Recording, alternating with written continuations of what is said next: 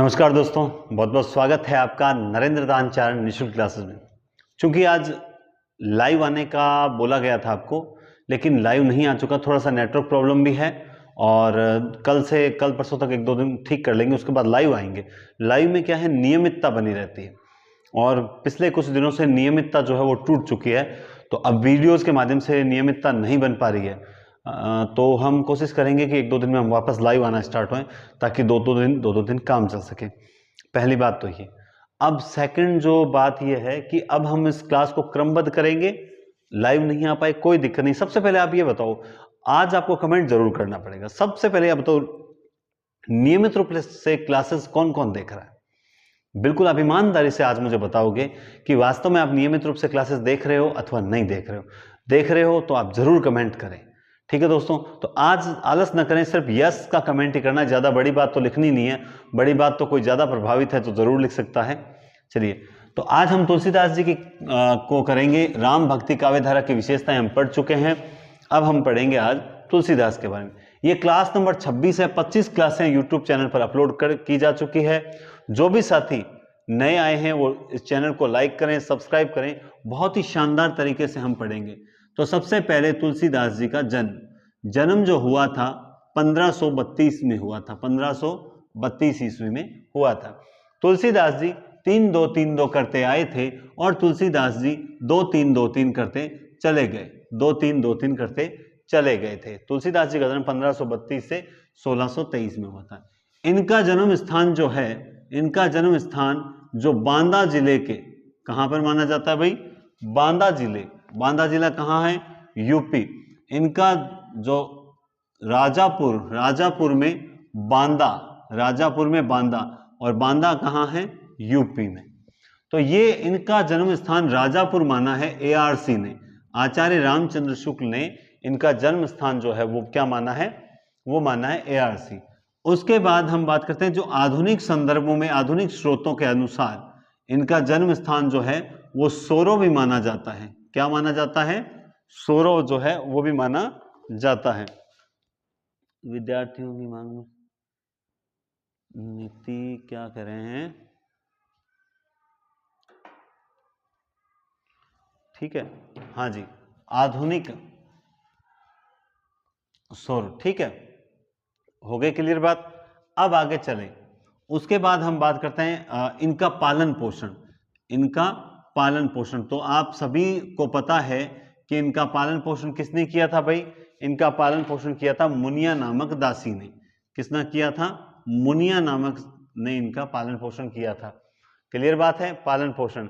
अब बात है कि इनके गुरु का नाम, इनके गुरु का जो प्रारंभिक गुरु थे, इनके प्रारंभिक गुरु का नाम था नरहरि दास। इन्होंने प्रारंभिक शिक्षा जो है वो नरहरि दास से ग्रहण की थी। उसके बाद में इनके बाद में एक गुरु और हुए थे जिनका नाम था शेष सनातन। शेष सनातन भी इनके गुरु का नाम है। ये भी बात क्लियर हो गई। एकदम एक एक चीज को धीरे धीरे कंठस्थ करके चलेंगे ना, तो कहीं पर कोई दिक्कत नहीं आएगी, ठीक है। तो हो गया। अब उसके बाद देखिए इनका जो विवाह हुआ, जो विवाह होता है वो विवाह किससे होता है? रत्नावली से होता है। विवाह किससे होता है? रत्नावली। और रत्नावली के प्रेम में ये इतने अनुरक्त थे कि रत्नावली के पीछे पीछे ये अपने ससुराल भी चले गए थे। तब क्या कहा? रत्नावली ने कहा था कि लाज न आवत आपको दौरे आयऊ साथ, धिक धिक ऐसे प्रेम को कहां कहूं मैं नाथ, है ना। शर्म नहीं आती आपको? मेरे पीछे पीछे आ गए, है ना, ऐसी। फिर दूसरी बात क्या कहते हैं कि अस्थि चरम मम देह तामे ऐसी प्रीति, अस्थि चरम मम देह तामे ऐसी प्रीति, तैसी जो श्री राम में होती न भवभीति। जितना प्रेम आप इस हार्ड मास के पुतले से कर रहे हो, अगर इतना ही प्रेम प्रभु श्री राम से किया होता तो आपका मोक्ष हो जाता। और साहब तुलसीदास जी सच्चे पुरुष थे। ये बात चुभ गई, ये बात चुभ गई। उनकी रगों में पानी नहीं रक्त बहता था, इसलिए ये बात चुभ गई और जगत में प्रसिद्ध हो गए। ठोकर खानी पड़ती है साहब सिलेक्शन के लिए। तुलसीदास जी का सिलेक्शन आरपीएससी सेकंड ग्रेड नहीं, सीधा कॉलेज लेक्चरर पे हो गया था। इसीलिए भक्ति काल के कॉलेज लेक्चरर कौन है? तुलसीदास हैं।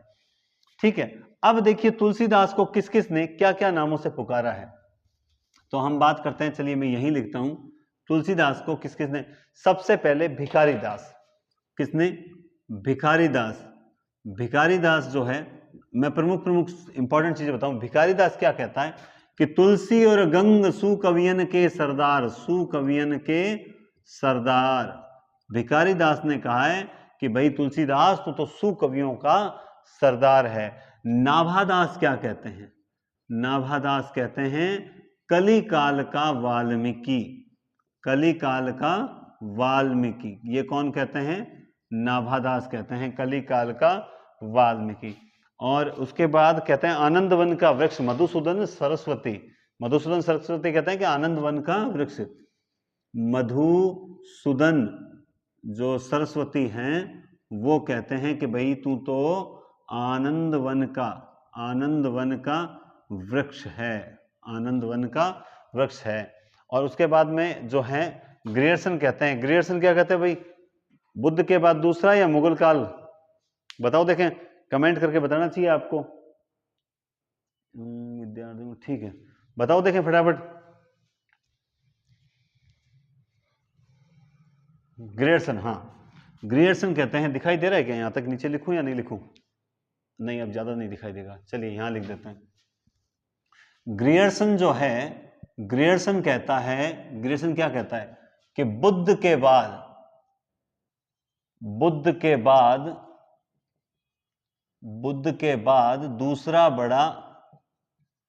दूसरा बड़ा आदमी कौन है? वो है तुलसीदास। ये कहते हैं बुद्ध के बाद ये दूसरा बड़ा आदमी है। बुद्ध के बाद दूसरा बड़ा लोकनायक आदमी, क्या कहूं? लोकनायक कहूंगा, ठीक है। बुद्ध के बाद दूसरा बड़ा आदमी की जगह क्या लिखा जाएगा? लोकनायक है। फिर आता है विंसेंट स्मिथ। विंसेंट स्मिथ जो है वो क्या कहते हैं? विंसेंट स्मिथ कहते हैं मुगल काल का, ये बोलेंगे आदमी तो, मुगल काल का दूसरा बड़ा आदमी। क्लियर बात है। अब अमृतलाल नागर क्या कहते हैं तुलसीदास को? अमृतलाल नागर कहते हैं कि भाई तू तो साहित्य का शशि है। साहित्य का क्या है? शशि है। अमृतलाल नागर कहते हैं भाई शशि, अमृत किसके पास होता है? अमृत होता है शशि के पास। किसके पास होता है? शशि के पास होता है अमृत। तो अमृतलाल नागर क्या कहते हैं? साहित्य का शशि। विंसेंट स्मिथ कहते हैं मुगल काल का दूसरा बड़ा आदमी, या मुगल काल का सबसे बड़ा आदमी कहूं मैं? ये दूसरा नहीं होता, सबसे बड़ा ही होता है शायद, है ना? कुछ कई बार क्या है, कोई बात दिमाग में घूम जाती है ना, वो चिपक ही जाती है, भले ही गलत ही भले हो, फिर दोबारा विचार करने पर याद आता है। देखो ये सबके साथ होता है। क्यों घोड़ो अड़े पान सड़े विद्या बिसर जाए, रोटो जड़े अंगार में कहो चला खिणवाए, है ना? तो मुगल काल का सबसे बड़ा आदमी कहाँ है? और बुद्ध के बाद दूसरा बड़ा नायक, लोकनायक कहाँ? ये कंफ्यूज हो रहे थे यहाँ। भिखारी दास ने कहा सुकविन के सरदार, कि तुलसी और गंग सुकवि, गंग को भी कहा है तुलसी और गंग सुकवियों के सरदार हैं। नाभादास ने कली काल का वाल्मीकि कहकर पुकारा है। नाभादास ने क्या कहा है? कली काल का वाल्मीकि। मधुसूदन सरस्वती ने कहा है आनंद वन का वृक्ष। तो आपको ये जो चीजें बताई ये आपको याद रहनी बहुत बहुत जरूरी है। अब सबसे इंपॉर्टेंट बात आती है, अब सबसे इंपॉर्टेंट बात देखिए, तुलसी की सबसे बड़ी विशेषता क्या है? तुलसी की सबसे बड़ी विशेषता, तुलसी की सबसे बड़ी विशेषता, तुलसी की सबसे बड़ी विशेषता क्या है? भाव वैविध्य। भाव वैविध्य, भावों की विविधता। क्या है? भावों की विविधता। ये तुलसी की सबसे बड़ी विशेषता मानी। किसने मानी है? इंपॉर्टेंट ये भी है, तुलसी की सबसे बड़ी विशेषता मानी है नगेंद्र ने मानी है। किसने मानी है? नगेंद्र ने। तुलसी की सबसे बड़ी विशेषता है भाव विविधता, भावों की विविधता। और ये बात कही किसने है? तो फिर एचपीडी क्या कहते हैं? एचपीडी कहते हैं कि भारत का, क्या कहते हैं? भारत का लोकनायक वही हो सकता है, भारत का लोकनायक वही हो सकता है जो समन्वय की भावना की विराट चेष्टा रखता हो, विराट चेष्टा रखता हो। ये बात कौन कहते हैं? ये बात कहते हैं HPD, हजारी प्रसाद द्विवेदी। भारत का लोकनायक वही हो सकता है जो समन्वय की भावना की विराट चेष्टा रखता हो। तो अब एक बात और निकल के आती है, एक परिभाषा। भाई सबने कुछ ना कुछ कह दिया, लेकिन असल में जो कहने वाले हैं वो चुप कैसे बैठे हैं, है ना? कहने वाले चुप कैसे बैठे हैं? तो कहने वाले भी कहते हैं कि तुलसी की भाषा की सबसे बड़ी विशेषता है, भाषा की सबसे बड़ी विशेषता है, सबसे बड़ी विशेषता है, क्या है वो विशेषता? तुलसी की भाषा की सबसे बड़ी विशेषता है प्रसंगानुकूलता। प्रसंगानुकूलता, प्रसंग के अनुकूल भाषा का प्रयोग किया गया है। ये बात बोलते हैं ARC, ये बोलते हैं अच्छा HPD, और ये बोलते हैं नगेंद्र। तो ये चीजें हमें याद रहनी चाहिए, ठीक है? ये तुलसीदास है साहब, राम भक्ति काव्य जो है वो तुलसीदास ने जो बोल दिया वो फाइनल चपक गया। क्लियर बात है? अब बात करते हैं सबसे पहले इनकी रचनाओं की। देखिए गीतावली, ठीक है? ये गीतावली जो है ना, ये है राम गीतावली, ठीक है? उसके बाद एक गीतावली और आती है, ये वो कौन सी है? जिसमें कृष्ण से संबंधित है, ठीक है? गीतावली, गीतावली। उसके बाद में आती है रामचरितमानस, रामचरितमानस, ठीक है? ये है 1571 में, और ये भी कब है? 1571 में। ये कब है? 1574 में। इसकी भाषा कौन सी है? अवधी। इसकी भाषा कौन सी है? अवधी। जबकि इसकी भाषा कौन सी है? ब्रज। और इसकी भी कौन सी है? ब्रज भाषा है। पहले तीन चीज याद हो गई। गीतावली कब लिखी गई थी? गीतावली लिखी गई थी 71 में। क्लियर बात है? गीतावली लिखी गई थी 71 में लिखी गई थी। और जो क्या नाम है, हाँ, रामचरितमानस है, वो 74 में लिखी गई थी। अब ये जो है आप इसके बारे में है, चलिए ये आप देखिए, वृंदावन यात्रा के दौरान लिखी गई थी। वृंदावन यात्रा के दौरान कौन सी रचना लिखी गई थी? तो ये, इसके बारे में, इसको प्रथम रचना किसने माना है? तुलसीदास जी की इसको प्रथम रचना मानने वाले हैं बेणी माधव दास। क्या नाम है? बेणी माधव दास। इंपॉर्टेंट बातें ध्यान रखना। इसको जो राम गीतावली है ना, इसको प्रथम रचना माना जाता है, और इसको मानने वाले कौन है? बेणी माधव दास जो है वो कहते हैं कि ये प्रथम रचना मानी जाती है। दूसरा, दो बातें इसमें और ध्यान रख लेना, ठीक है? दो बातें इसमें ध्यान रख लेना। एक विशेष है कि किस रचना पर सूरदास का प्रभाव दिखाई देता है, तो भी यही है। किस रचना पर सूरदास को प्रभाव दिखाई देता है, तो वो रचना कौन सी है? यही है। इस रचना पर सूरदास का प्रभाव है। सूरदास का क्या है? प्रभाव। और इसमें 328 पद हैं। ये ध्यान रखना, ये तुलसीदास जी से बहुत बड़ी गलती हुई थी कि इन्होंने 3-2 को 8 कर दिया था, 3-2 को 8 कर दिया था। लेकिन ये गलती ये सुधार देंगे। कब सुधारेंगे मैं आपको लास्ट में बताऊंगा। आप देखते जाइए, ठीक है? आप तो देखते जाइए। हाँ, बिल्कुल सही चल रही है क्लास, कोई दिक्कत वाली बात नहीं है। अभी 13 मिनट की क्लास हुई है, ठीक है? अब बात आती है रामचरितमानस की। अब रामचरितमानस में आप सबको इनके जो 7 कांड हैं वो सब आप सबको पता है। बालक ने अयोध्या के अरण्य की सुंदर लंका का उत्तर दिया है ना, बालक ने अयोध्या की सुंदर लंका का उत्तर दिया। आपको ये सब पता है। कौन से हैं? देखिए, बालक ने अयोध्या की सुंदर लंका का उत्तर दिया। क्या 7 हुए? चूक गए हम। 1 2 3 4 5 6 ही हुए हैं। तो इसका मतलब हमने हाँ, अरण्य की सुंदर लंका चूक गए। कौन सा चूके हम? बालक अयोध्या, अरण्य की। यहां अरण्य और आएगा, है ना? तो यहां मैं लिख देता हूं अरण्य की। ये देखिए, तो ये बालकांड, अयोध्या कांड, अरण्य कांड, किष्किंधा कांड, सुंदरकांड, लंका कांड और उत्तरकांड, ये 7 कांड हो गए। आपको ध्यान क्या रखना है? किष्किंधा कांड। किष्किंधा कांड एकमात्र कांड है जिसकी रचना कहां हुई थी? काशी में हुई थी। ये इसमें सबसे इंपॉर्टेंट बात है कि बालक अयोध्या बालक ने अयोध्या के अरण्य की सुंदर लंका का उत्तर दिया। तो यहाँ पे किष्किंधा कांड जो है आपको दिखाई दे रहा होगा, किष्किंधा कांड जो है ना, किष्किंधा कांड जो इसकी क्या है, बालक ने अयोध्या अरण्य की सुंदर लंका का उत्तर दिया। किष्किंधा कांड जो है वो काशी में, ठीक है। अब उसके बाद 74 के बाद में जो रचनाएं आती है वो कौन सी आती है भाई, बताओ। देखें, सबसे इंपॉर्टेंट रचनाओं के बारे में बात करेंगे। क्या गुरुजी सर सारी इंपॉर्टेंट लग रही है? बिल्कुल सारी इंपॉर्टेंट लगती जरूर है, लेकिन सारी इंपॉर्टेंट होती नहीं है। सारे एक लगना होता है और एक होना होता है, ठीक है। अब देखिए, सबसे पहले एक बात बताता हूं आपको कि इस रचना के बाद में हम अगर पढ़ें तो 83 की रचना पढ़ेंगे। 83 में कौन सी रचना थी? 83 में 1583 में दोहावली आती है। कौन सी आती है?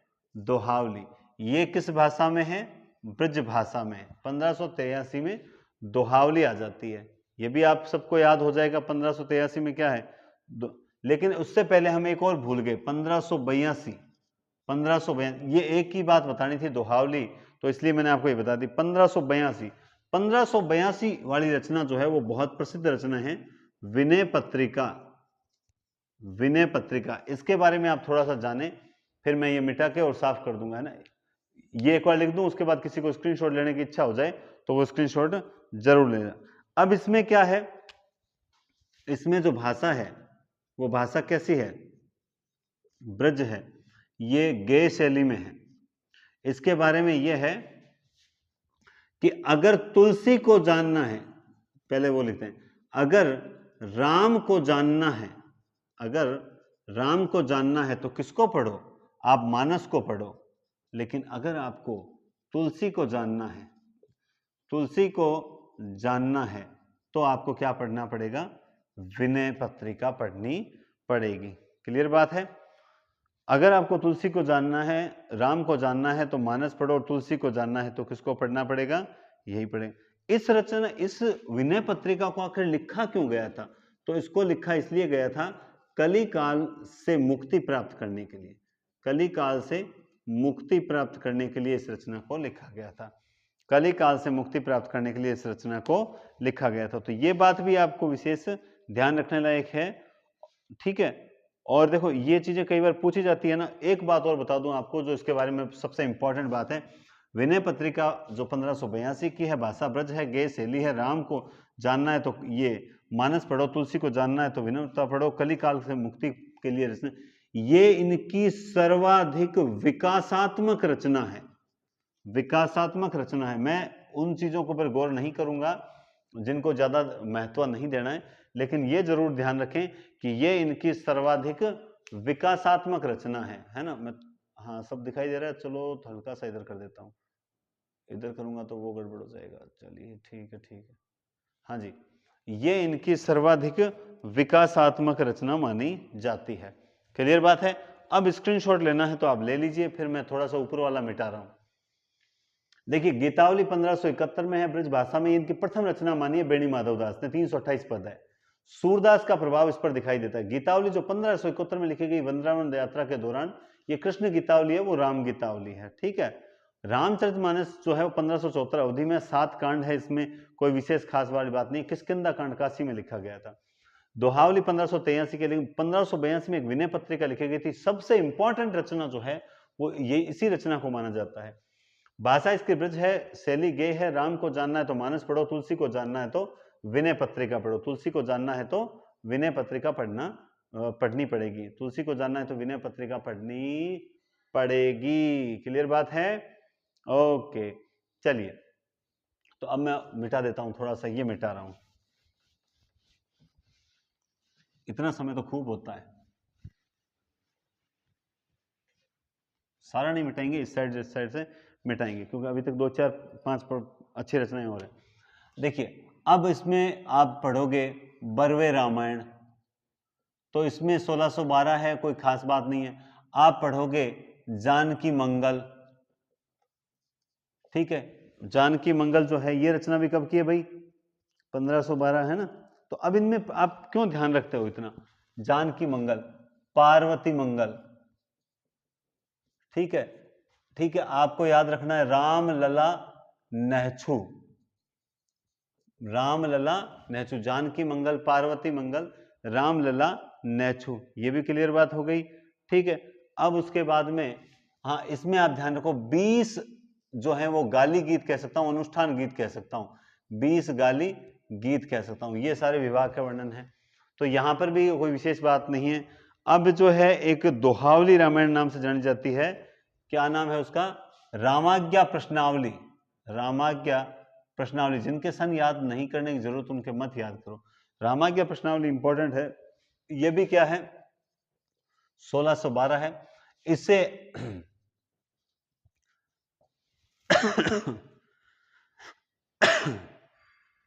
इसे दोहावली रामायण भी कहा जाता है। ठीक है, ये किसके कहने पे लिखी थी? पंडित गंगाराम, पंडित गंगाराम जी के पंडित गंगाराम के कहने पर लिखी थी। लेकिन अब बरवे रामायण है, जैसे ये बरवे रामायण है, ये किसके कहने पे लिखी थी? ये रहीम के आग्रह पर, या सॉरी इसको यूं कह सकते हैं कि रहीम के आग्रह पर लिखी थी। इसमें वही छंद है, इसमें ये जो बरवे रामायण है ये रहीम के आग्रह पर लिखी थी। इसमें जो छंद है वो वही छंद है जो रहीम ने जो एक रचना लिखी थी बरवे नायिका भेद, बरवे नायिका भेद, उसी छंद के आधार पर इन्होंने बरवे रामायण लिखी थी 1612। तो बरवे, तो आप बरवे छंद देखते पता लगा लोगे रहीम। ये जो रामाज्ञा प्रश्नावली 1612 में लिखी थी, ये इसको दोहावली रामायण भी कहा जाता है, ये पंडित गंगाराम जी के कहने पर लिखी थी। ये भी कोई इंपॉर्टेंट बात मुझे नहीं लगती है मेरे हिसाब से। तो सर इंपॉर्टेंट आप बता दो फिर क्या है? इंपॉर्टेंट रचना है कवितावली। कौन सी रचना है? ये इंपॉर्टेंट है, जहां से प्रश्न आने की उम्मीद रहती है, वो रचना है कवितावली। इस रचना के बारे में खास बात क्या है? कवितावली 1612, कवितावली 1612, भाषा है ब्रज, कांड है 7। कांड कितने हैं? 7। सबसे इंपॉर्टेंट हनुमान बाहुक जो है, हनुमान बाहुक वो इसी का भाग माना जाता है, हनुमान बाहुक इसी का भाग माना जाता है, इसी का हिस्सा माना जाता है। हनुमान बाहुक की रचना जो पीड़ा से मुक्ति के लिए, ठीक है, बाहुपीड़ा से मुक्ति के लिए, बाहुपीड़ा से मुक्ति के लिए हनुमान बाहुक की रचना की गई थी।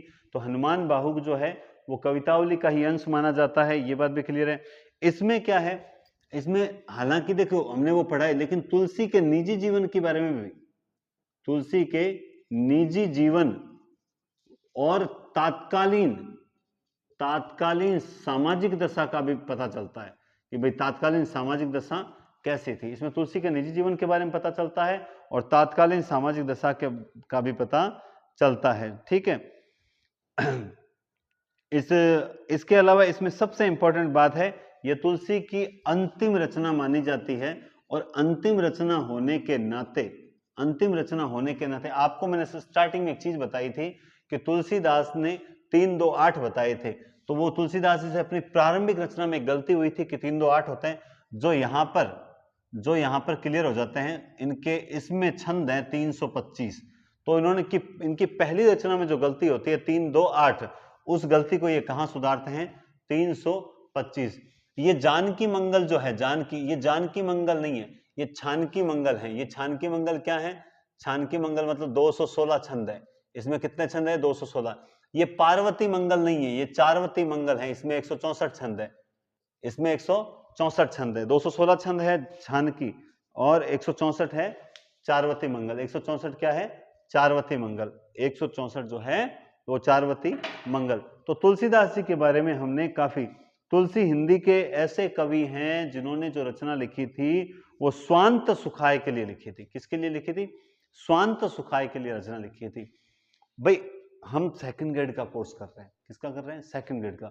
और सेकंड ग्रेड की दृष्टि से हमें ज्यादा नहीं पढ़ना है, हमें सेलेक्टेड पढ़ना है।